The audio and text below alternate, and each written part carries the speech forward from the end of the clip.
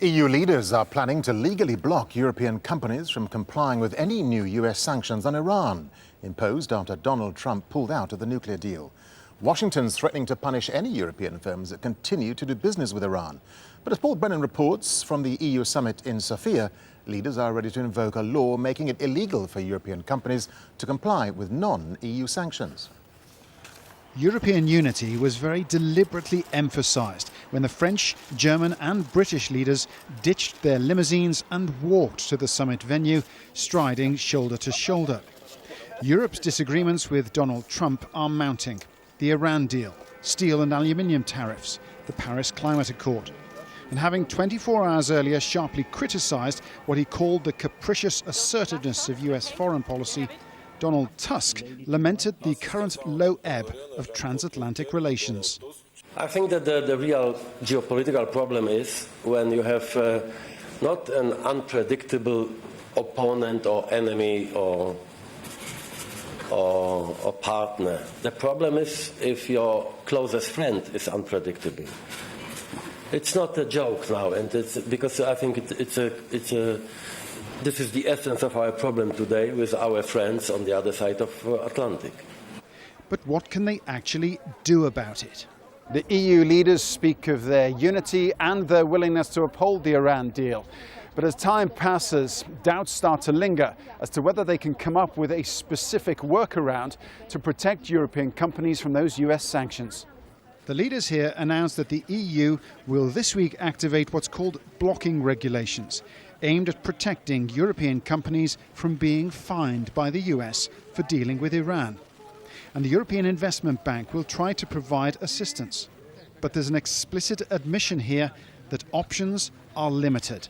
With the Iran deal, we can look into granting some facilities to small and medium-sized companies. This is currently being examined, but I think we shouldn't encourage anyone to have illusions about us completely reimbursing the whole economy for specific measures of the United States. The President of France summed it up with a bleak assessment. Emmanuel Macron saying Europe hasn't been tested like this since World War II. Paul Brennan, Al Jazeera, Sofia. Well, French companies are already under pressure to shut down their operations in Iran, fearing consequences for their US ventures if they defy Washington's sanctions. David Chater reports from Paris.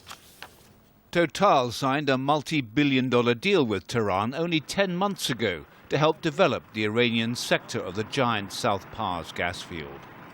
It was the largest foreign investment in the Islamic Republic that followed the signing of the nuclear deal. Unless Washington grants them a special exemption, the company cannot risk being exposed to the huge financial penalties that will come if they continue to work when the sanctions come back into force in November.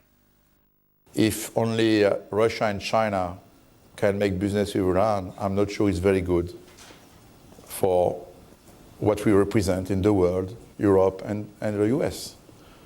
And this will be the reality. It's a huge blow to European hopes of keeping the nuclear deal going without the United States. The Iranian foreign minister told his counterparts in Brussels earlier this week Tehran needs guarantees foreign investment will continue if the nuclear deal is to survive.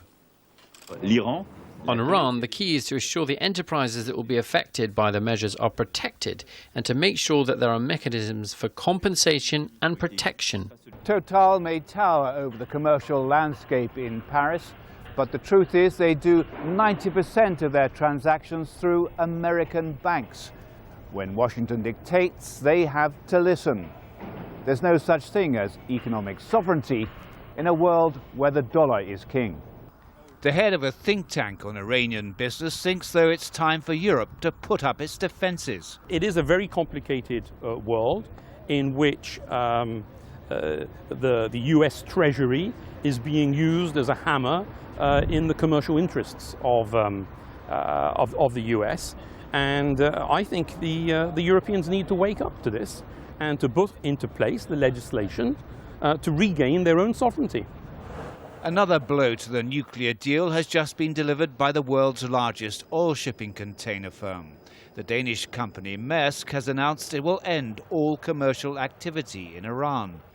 The exodus is growing as Washington lights a bonfire under Europe's commercial vanities.